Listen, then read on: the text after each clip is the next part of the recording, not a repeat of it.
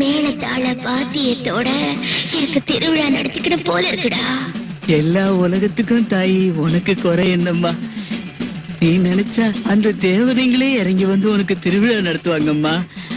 சொல்லு, யாரு வாயால சொல்ல வைக்கணுமோ சொல்ல வை தாயி. என்ன பவானி, ஊரெல்லாம் மழை எல்லாம் அழுதுட்டு இருக்கும் போது நாம திருவிழா நடத்தினா நல்லா இருக்குமா? வேணாம்.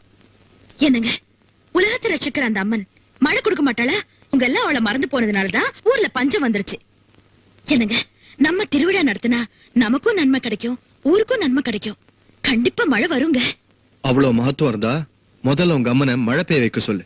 அன்னைக்கு ராத்திரி நான் திருவிழா நடத்துறேன்.